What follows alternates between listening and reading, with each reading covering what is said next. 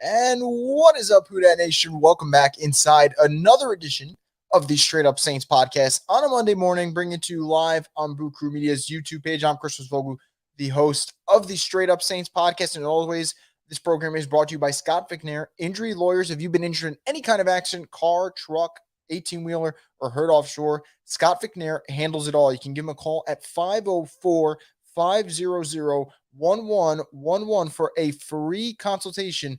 They'll always fight for the win. Scott McNair, Injury Lawyers, bringing it to you here on this Monday morning. Now, I want to kind of start off today's show, and I know that it's been a dead period for the New Orleans Saints right now, and I think this is why this is usually my least favorite part of the NFL offseason because there's not a ton going on. I mean, not any signings, not even, I don't want any injuries, but you're never hearing anything about that. You're never hearing about who's improving because the guys are enjoying themselves. This is a period of time before training camp that guys are going to kind of unwind. Now, obviously, they're going to be training, but you're not really getting into that full heat of week one's right around the corner. Let's get into this thing. And when that comes around, I'll be excited as all hell. But for now, it's been kind of relatively, I'd say, quiet. And the one thing that we did hear over the last week was Cam Jordan, who on SiriusXM NFL Radio was talking about the New Orleans Saints and their expectations for this year. And Cam said exactly what he should say, which in quotes was, I expect the Super Bowl.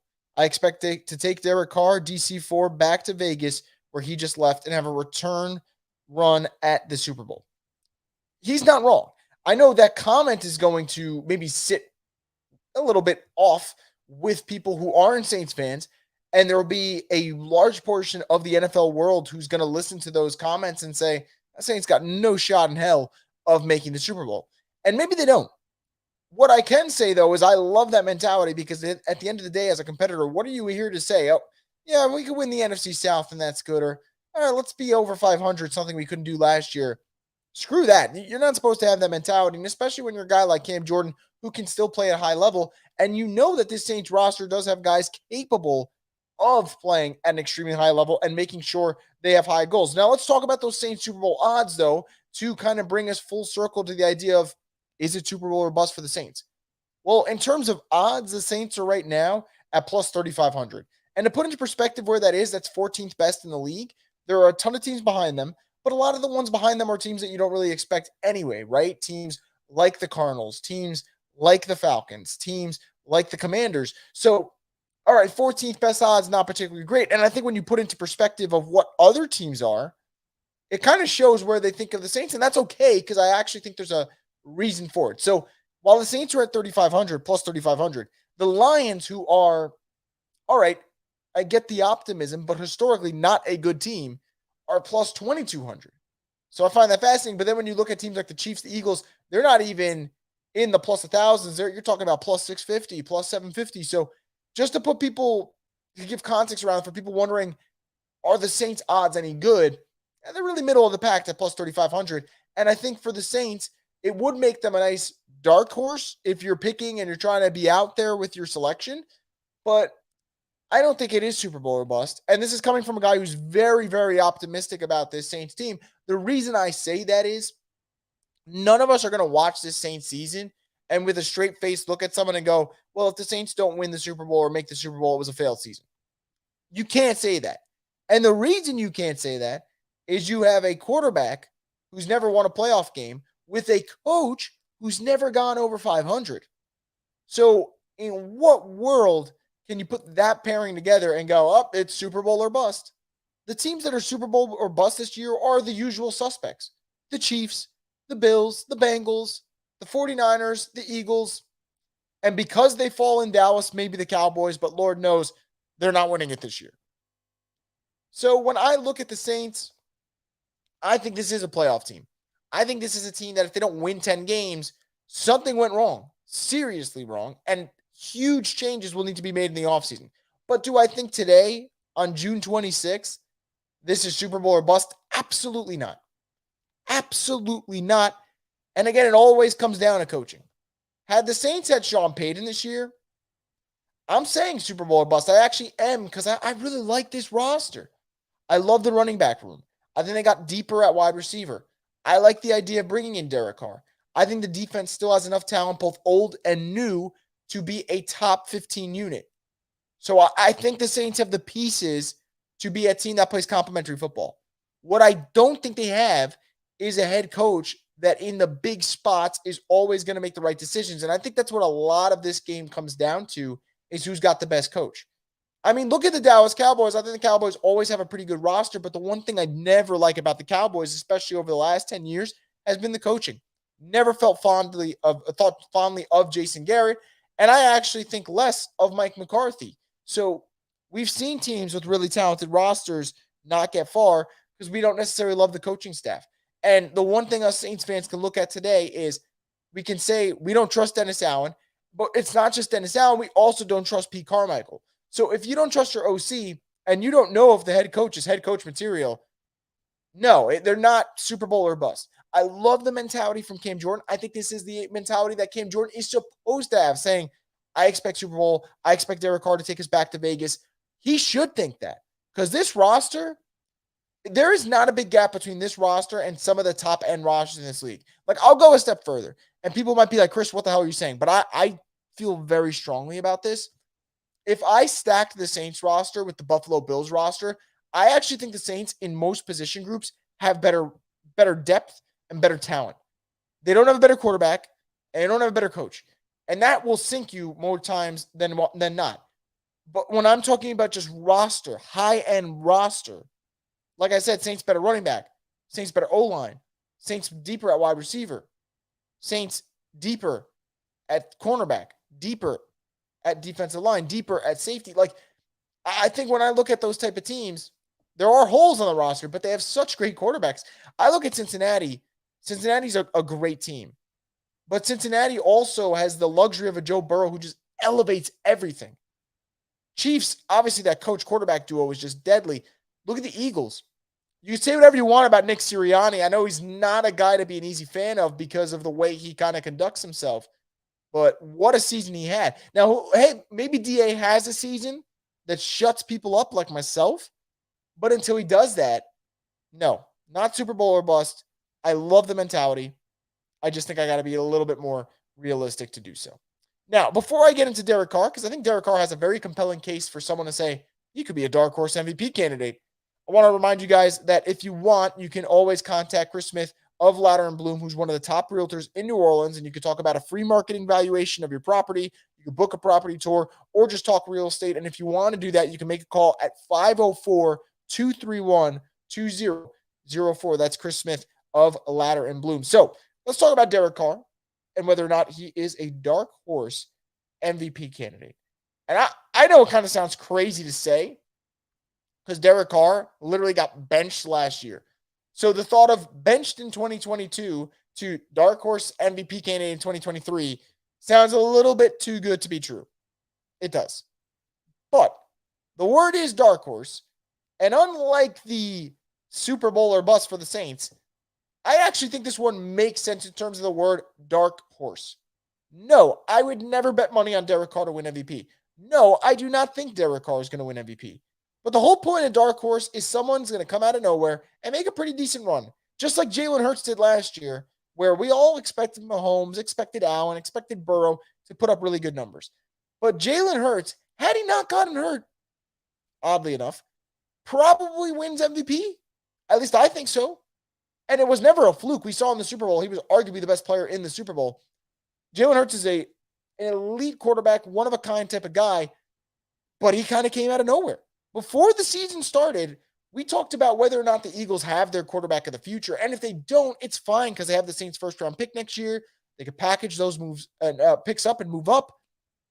Didn't need to because Jalen Hurts came in and said, it's my team. I'm your franchise quarterback. Here we go. Let's get this thing off the ground moving. And he was sensational. Now, do I expect that type of season from Derek Carr? No. But Adam Shine, someone who votes for MVP, picked Derek Carr as his number 2 dark horse candidate to win MVP. And there's plenty of reasons why he listed it, but let's start off with the basics. 1, for the first time in Derek Carr's career, he's got a defense. This is not a hyperbole. This is not an exaggeration about what he had in Vegas and Oakland. He did not have defenses. He did not have defenses in those stints with the Raiders. Number 2, way better support system around him. again, I don't trust the coaching staff in New Orleans, but I trust the front office. I trust the regime. I trust the decision making. And I think the one thing that Vegas never did for Derek Carr was put good young talent around him. They would just burn picks left and right, whether it was Cleveland Farrell, not Hunter Renfro, Henry Ruggs, Damon Arnett, Alex Leatherwood, Jonathan Abram. How many picks did they just burn? And those picks could have been guys that you could put around Derek Carr to make him have a better supporting cast.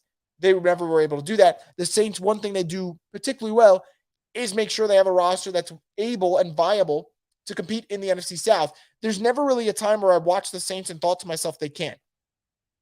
So for me, that's reason 2, and also reason 2 for Adam Shine. Reason 3, and it's the one that if you're a big believer in this thing, this will probably be the reason you would be all in on Derek Carr having a bounce back year and really shutting people up, is the idea of redemption.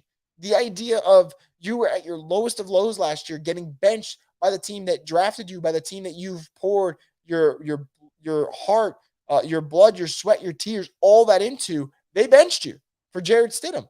And now you go to New Orleans, a team that's been dying to find their heir apparent and their successor to Drew Brees, and they've been unable to do that. And you're there now, and they paid you a handsome amount of money. You got a lot of talent around you with Olave, with Kamara, with Michael Thomas, with Jamal Williams, with Rashid Shaheed, with Jawan Johnson, with Foster Moreau, with Taysom Hill. You have weapons. So I am so fascinated to see what is a motivated Derek Carr, a pissed off Derek Carr, a Derek Carr trying to prove that I'm more so the guy that you saw in 2016. I'm more so the guy you saw in 2021 rather than the guy you saw in 2022. And maybe he's not. Maybe he is the 2022 Derek Carr. I don't think he is. I think it's more so 2021. But if he could channel that 2016 Derek Carr, then yes, he would actually be a dark horse MVP. Like, that's just the way it works. But what are those numbers going to look like? I think we got to go back to 2016 and see what he did. 28 touchdowns, 6 picks before he got hurt. I think Derek Carr, if he ever had a shot at being a dark horse MVP, would need to have that type of touchdown to interception ratio, because guys like Mahomes, guys like Hurts, guys like Josh Allen, they're going to blow you out in terms of total touchdowns. Guys like Burrow, guys like Herbert, they're going to blow you out in terms of total yards because they're going to pass for 4,500, 5,000 passing yards, whatever it may be, just because they're slinging that rock around. Guys like Lamar, total yards, total touchdowns, he'll beat you in both. So Derek Carr, I think, would need to be elite in terms of touchdown interception ratio. Again, 28 touchdowns to 6 interceptions, being able to have a 4-to-1 ratio, that'd be fantastic. And I think that's what he would need. He would also need the Saints to be a contender, not a let's get past the NFC South, barely by the skin of your teeth. You need to get by in a good margin, one that makes people sit around and go, are the Saints legit this year? Not, the Saints are going to win a bad division. No, are the Saints legit this year? He would need that to go in his case too. And look, at the end of the day, similar to the Super Bowl thing, I think that New Orleans is in a spot where I don't think it's Super Bowl or bust, and I don't think Derek Carr will be in the MVP conversation. However, the two can go hand in hand if Derek Carr just goes into that version of Derek Carr we've seen in the past. And I don't know if he will. I think he's going to have a bounce back season, but how good is the bounce back? And if it is elite, then yes, I do think he will be a dark horse MVP candidate. But again, I hesitate on it because we're in a league where there's so many good quarterbacks. Like last show, I talked about Derek Carr where he stacked up in Pro Football Focus's quarterback rankings. And the fact that I looked around and you could say the quarterbacks ahead of him are guys like Mahomes, Josh Allen, Joe Burrow, Justin Herbert, Aaron Rodgers, Lamar Jackson, Jalen Hurts, Trevor Lawrence. Like, these are intriguing quarterback talents. And to be an MVP candidate, you would have to kind of knock some of those guys off the pedestal. I don't know if you can. So do I think it's the perfect idea of a dark horse? Absolutely. Because no one in their right mind is going to bet money on Derek Carr being an MVP this year. But there needs to be a specific path to him getting it done. And we'll see. Maybe he does. But you know what? That's not the key for the Saints this year. The Saints are going to be what I think they can be. And I think talent-wise, they have the capability of being. It's got to be a complete effort. It can't be Derek Carr being an elite quarterback and the Saints not having complementary football. It's got to be complementary football. It's got to be the defense being a top 15 unit with the offense moving the chains with the running game, getting it going. So I think that's what's going to come down to more than not. But again, we'll see. And before we wrap it up, as always, I want to know what you guys have to say here. So any comments, questions, concerns, predictions, statements you want to make, drop them in here. I'll pull them up to wrap up this edition of Straight Up Saints. We'll get into the first one here. If the Saints go all in on Hunter Renfrow, then it's Super Bowl or bust, because that is a pushing all of your chips all in move with a lot to lose. I agree with that in terms of it is a Super Bowl or bust type of move. I don't think it would cost that much to get Hunter Renfrow. Like, for example, I think the move that would really put all your chips at the center of the table is trading for Danielle Hunter of the Vikings, because I think Danielle Hunter of the Vikings would cost more. But the sentiment that you shared here with this comment is right. Trading for Hunter Renfrow only magnifies the idea that you're all in on this season and that you're thinking Super Bowl and that nothing else would suffice other than the Super Bowl. So I do agree with that idea. Getting Hunter Renfrow changes a lot for the Saints. I think that you look at their offense a little bit better than you do now. I think that you look at their wide receiver room and you go, they can withstand an injury now if they have to. So I'm all for Hunter Renfrow joining the Saints. I really hope he joins the New Orleans Saints. That's kind of been the move that I've been hoping comes to fruition for a good bit now. I mean, I've been on the Hunter Renfrow train for, say, like 2-3 months at this point. And I think he'd be an exceptional fit for the Saints. I think he would fit in seamlessly. But I don't know, but I think, okay, so you were talking about Danielle Hunter. Even perfect. So if you're talking about Danielle Hunter, yes, it is Super Bowl or bust, and you are pushing your chips to the center because it is a second round pick, right? I mean, you're probably giving up a second round pick and maybe more for Danielle Hunter.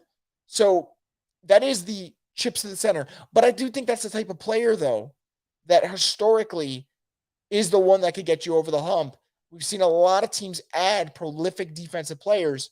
Think of the Rams 2 years ago. They trade for Von Miller. They trade a second round pick. They put their chips at the center of the table. Von Miller had, I think, 4 sacks in 4 playoff games for the Rams during their Super Bowl run. That's what you want to get that type of production out of that type of player. I think of even the Bengals, right?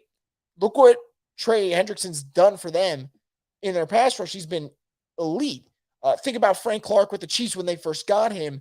That changed their expectations. All of a sudden, you started thinking differently about their defense because they got that missing piece. So Danielle Hunter is a all-in type of move. Like, you are going all in. You're not playing a second hand. You're playing this one. Is it worth it? I guess the answer at the end of the season tells you. But I think that is absolutely the type of guy that would take you over the hump. But it is risky. It absolutely is risky. Super Bowl, we need to beat the Panthers. Yeah, they do. I mean, the way I see the Saints season, guys, and I apologize, by the way, for my voice being hoarse. I had a wedding last night to attend. The Saints, if they can split Carolina, sweep Tampa Bay, and split Atlanta, not saying I love that idea, but I think let's just start with that. Those 4 wins off the bat get you to 4-2. I think the Saints will be in really good position.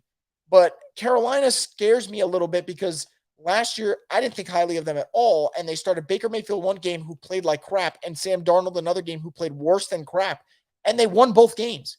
And the second game they won with Sam Darnold having like 40-something passing yards and 2 picks and no touchdowns. That's unacceptable. And I do think that the Panthers coaching staff got better bringing in a guy like Frank Reich. I do think that their roster got worse, to be honest. I think losing DJ Moore is a huge hit. I don't think they made a lot of win-now moves, but Bryce Young is an upgrade, in my opinion, a huge upgrade over what they had last year at quarterback. And I think how the Saints defense attacks Bryce Young is going to be fascinating. But I do agree, right? It's hard to talk Super Bowl when they got swept by the Panthers last year. It's hard to talk Super Bowl when your coach has never gone over 500. It's hard to talk Super Bowl when last year this team won 7 games. So I agree with that sentiment. But I do think they will hopefully split the Panthers. I'm not going to say give me a sweep. They couldn't do that last year. They got swept. So give me a split, and I'll take it. Personally, I see the Saints sitting with this roster going into the season, but trade for Hunter Renfrow before the deadline. Thoughts? It's possible. It's possible. I don't expect a massive change at the moment. I would love one. I would love a massive change in terms of getting a Hunter Renfrow or getting a Danielle Hunter. But I don't know if that's in the cards right now. I mean, you haven't really heard many rumblings. And I think for the Saints, if they're contending and they're in the NFC South, the thick of things, and they feel pretty good about where they stack up in the division, yeah, I mean, the division, making a trade sounds pretty good to me. We've seen teams in the past make trades. Think about the Niners, I believe 2019, trading for Emmanuel Sanders. Think of last year. You look around the landscape of the league. How many Alvin Kamara trade rumors did you hear? Because teams are like, okay, is he the missing piece? So maybe the Saints this year, before the deadline, are playing well and they go, Hunter Renfrow is the missing piece. That could be possible. So I don't disagree with that sentiment. I actually think there's a lot of logic to that for the Saints to let this first half of the season play out. How do we look? Because Hunter Renfrow is the type of guy that I don't think is going to need long to fit in the offense. Like, I think this could be a guy you trade for on a Monday, and on a Sunday, you're ready to go. Like, I really think so. So I kind of like the idea because you're also leaving yourself the out. If this season starts off terribly, you're like, okay, well, at least we didn't trade more assets for this team. But at the other hand, if you start playing well, maybe you give you guys that boost of saying, we're making this trade because we believe in this core and they can get the job done. So we'll see. Alvin is the wild card. Yeah, I think that's pretty fair. If Alvin is the Alvin Kamara we all know he can be, and I still think he's in there deep down, I really do, it changes an awful lot about this Saints team. Because I think right now we're kind of conducting this Saints team off Derek Carr, be a decent quarterback. Alvin and Jamal, be a good tandem. Chris Olave, have that year 2 rise. And hopefully Michael Thomas gives you a decent amount of games. I don't know if he will. But I do think for New Orleans, there is that, in terms of looking at the roster, that added element of we could take that next step if Alvin turns back the clock. And I think Alvin can turn back the clock. And I've said this before. I thought he was utilized terribly last year. I thought that you kind of wore him down with the way you utilized him. If you get back to the basics of Alvin, getting him out with those option routes, using a wheel route, getting the screen game going, still giving his 10, 11, 12 carries a game, but getting him utilized as a pass catcher, that is where he's special. And I think if he can do that, and I think the Saints can, it is the wild card. I do think they take that next step. So we'll see. I don't need Derek Carr to win me a Super Bowl. I need my team to win it. 1,000%. I don't want to add much more to this. I think that's the perfect comment, right? The Saints are not built to say, hey, our quarterback's got to lead the charge, right? Like, you watch the Chiefs, you watch the Bengals, so much is on their QB. And rightfully so, because those are arguably the 2 best QBs in the NFL. But when I watch the Saints, or we will watch the Saints in September, I'm not going to look at them and say, Derek Carr, lead the way completely. I'd like Derek Carr to be a vocal leader, but I don't need him to be 40 touchdowns, 7 picks, because he's not that guy. He's just not, So 1,000%. Be a well-rounded team, and maybe you'll get to that goal. Pick one. Hunter Renfrow, Danielle Hunter, Yannick Ngakoue. I would say, Yannick is free, so that's why I love the idea of adding Yannick, because Yannick's still a productive player, but, he is free, which makes it even better to me. I think Danielle Hunter is the best out of that group. I think Danielle is the type of guy you add him to the Saints. Even the national media is going to be like, okay, like the Saints are taking that next step. They're all in. They're pushing the chips to the center of the table. But he's the most expensive. Hunter is not that expensive, and I know he would fit in perfectly.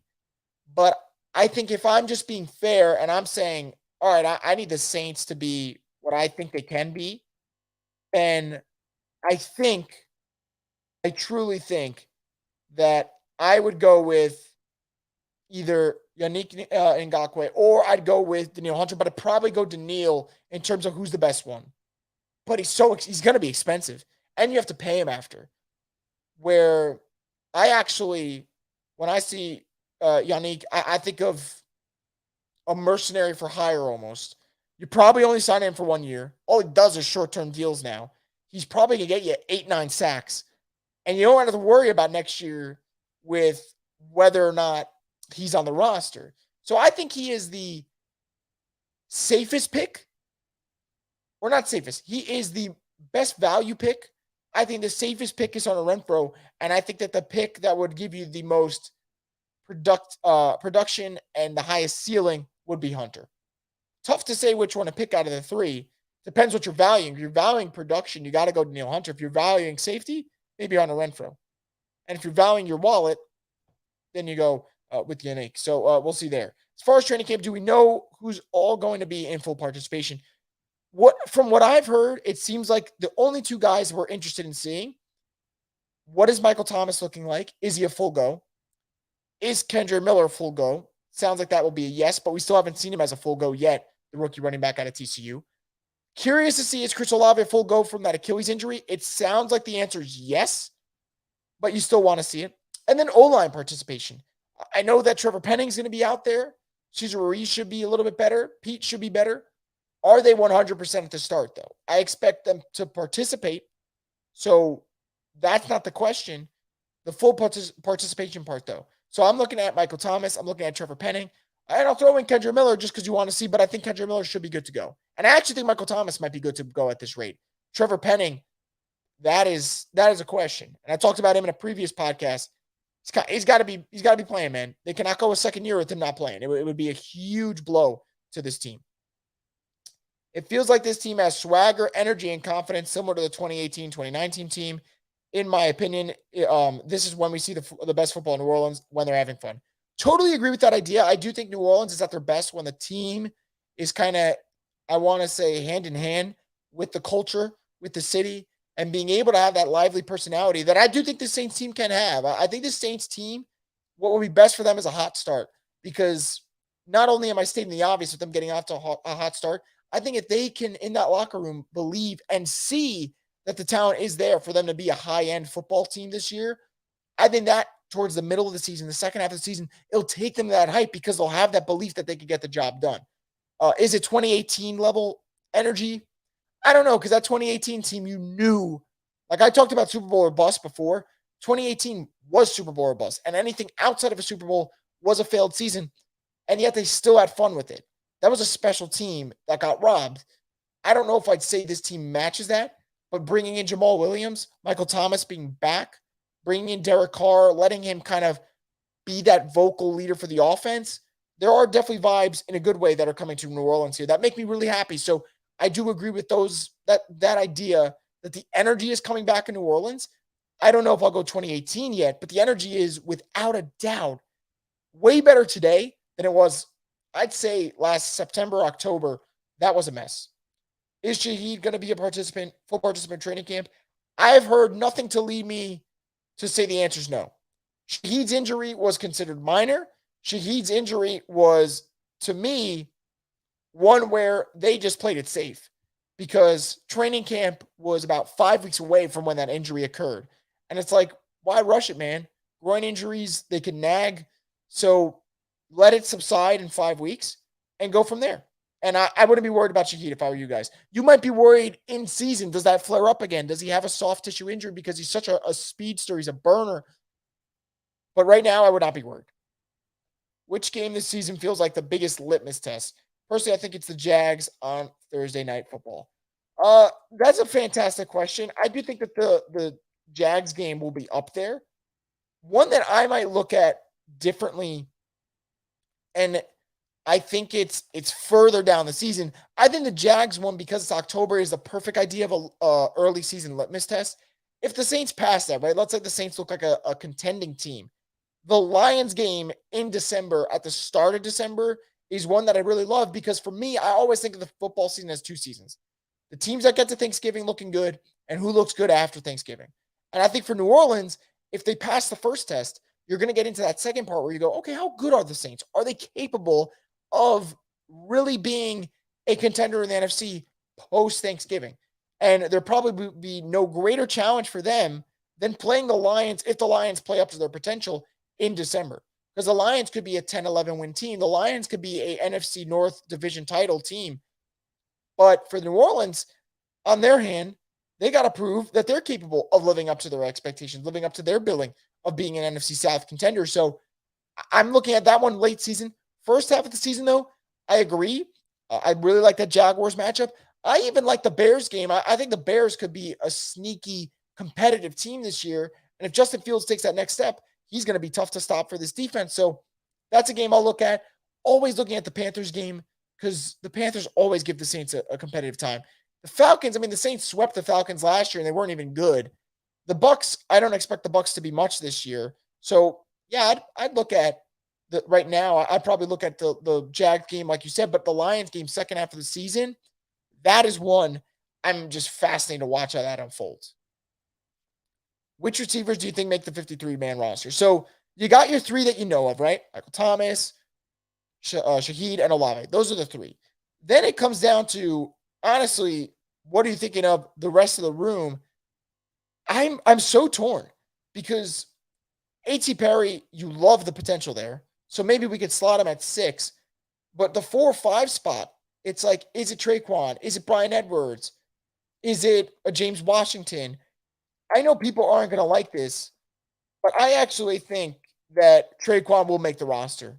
I know people are going to be freaking livid about that, but I think Traquan will make the roster. So that'll be the 4th.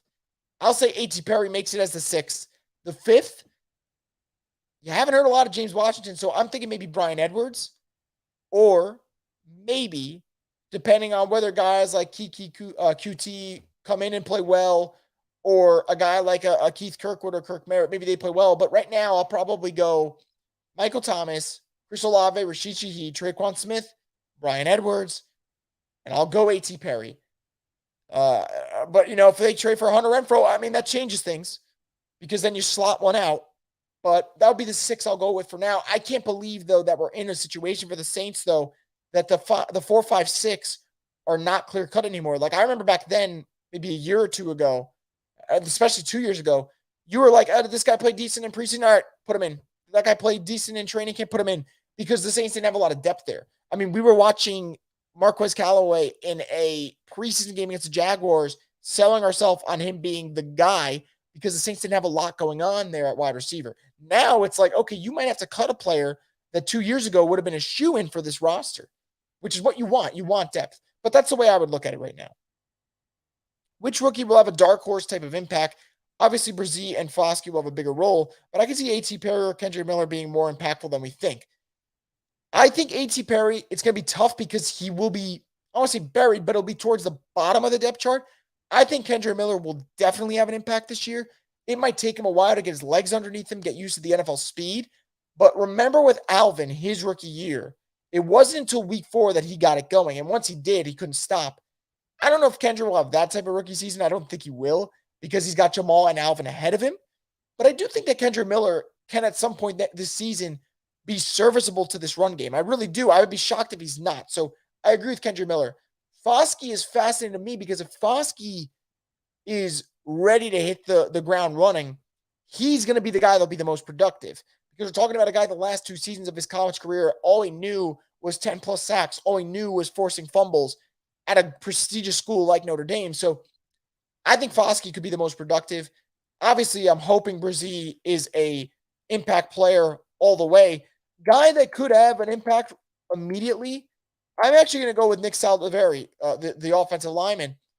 I think that he might be asked out of necessity, whether it's injuries, whether it's just being a depth piece, because he could play offensive guard. You can move him at tackle. Like, he could play different positions. I think Nick Saldiveri will be the underrated one.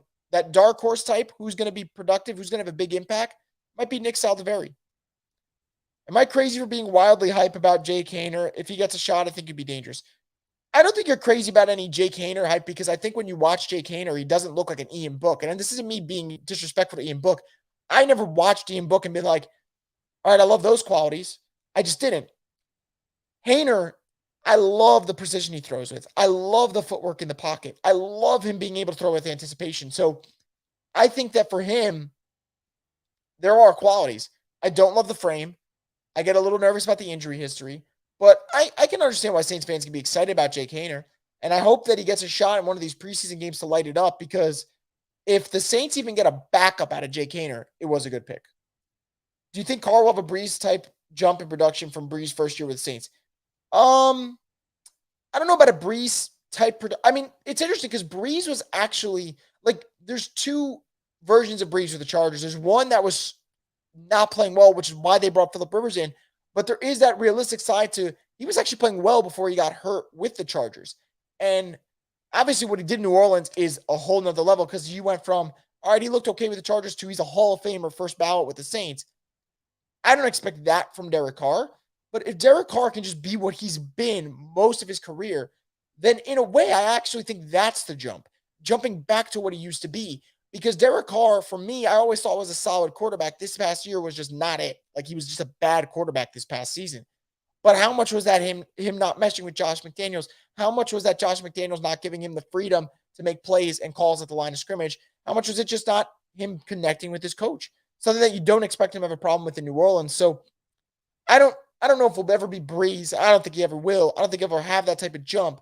But if we go back to Drew Brees' first season with the Saints, which is what you bring up in the first place, I think Drew Brees' first season with the Saints is interesting because at that time, Drew Brees was a quarterback who had 26 touchdowns, 11 picks. And I think if Derek Carr does that, the Saints will be just fine. I actually think if Derek Carr gives them 28 touchdowns and 10 picks, that would be an excellent season. So that'd be pretty similar to what Drew Brees did with the Saints. So to answer your question, can he be Drew Brees' first year with the Saints? Yes, I think he can. But he could be even better if he goes back to what he used to be with the Raiders. Because I think Derek Carr, pre Josh McDaniels, was already a 26 touchdown, 11 pick type of quarterback, in my opinion. So I think that's a fantastic question. I do think that is viable. I just don't expect him to jump to Hall of Famer status. I just expect him to go back to being a Pro Bowl caliber guy. Might need Miller early, depending on what happens to Alvin and Court. Yeah, that's for sure. And that would be the thing for Miller. Kendrick Miller would have a shot there early to solidify a spot in the backfield. Where if Alvin doesn't get suspended, it is like, all right, maybe it's some dirty work, maybe it's some late game carries, maybe it's some short yardage stuff. Like it early, it'll be tough to figure out where he fits in all of it. Whereas if it is where it is first half of the season where Alvin's out, you won't have to worry about waiting for the second half for Kendrick to get going. Kendrick will get going immediately because they'll have no choice but to make sure he gets going. Who do you see playing in the slot and how has Smoke been playing? Well, the crazy thing is, so I know a lot of Saints fans love Smoke Monday. Smoke Monday he was getting it going before OTAs and minicamp really wrapped it up. Like he was playing pretty well. And it was at the point where you're like, okay, Smoke Monday and Jordan Howden, one of them is going to be competing for that backup safety role where you could get playing time. As for who's going to be in the slot, I think it's got to be Bradley Roby.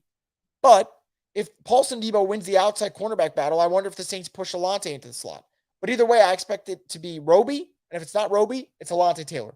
That's how I look at the slot. Smoke Monday, though, I think Smoke and Jordan Howden, if they continue to do what they've been doing in OTAs and minicamp, I think that they're going to have a really fun battle for that backup safety spot. Because you know it's going to be Marcus May and Tyrann Mathieu anyway. But history for the Saints, we've seen 3 safety sets. We've seen them get a little bit versatile there. So I do think that one of those guys can absolutely make an impact. And it might be Smoke. We'll see what happens.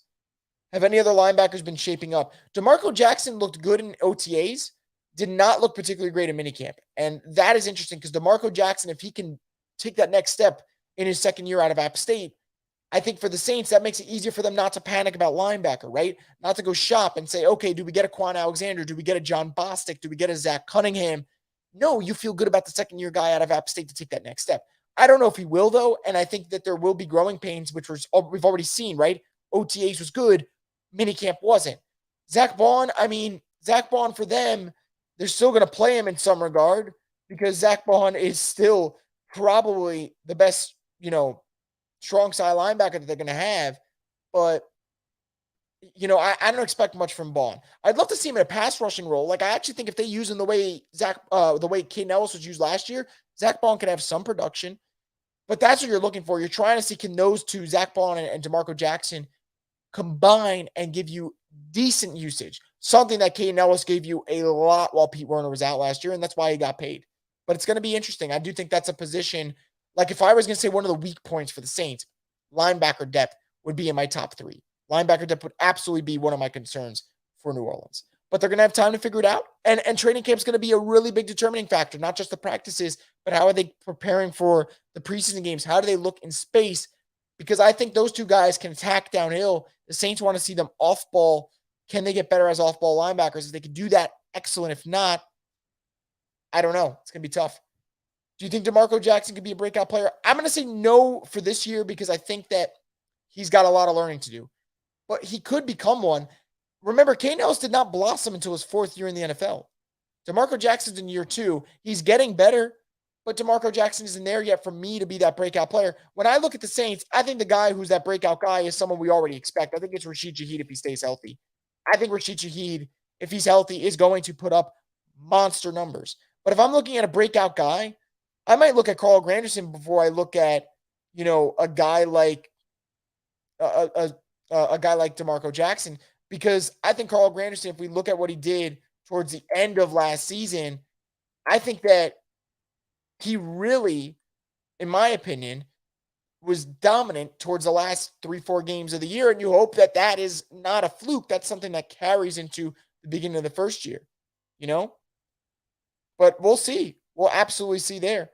I would love to say right now that for the Saints, they're going to get a breakout season from DeMarco Jackson. I just don't feel comfortable saying it.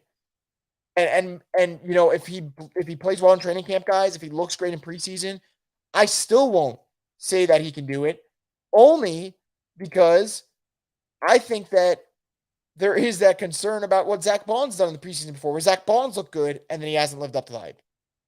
So that's why I would say there. Could Anthony Orji beat out Bond? He was brought up a lot in camp. I mean, he could.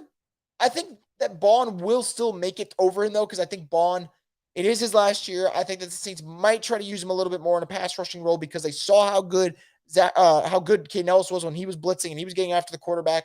So I think there is the luxury there, but he could get beat out. I will never deny that.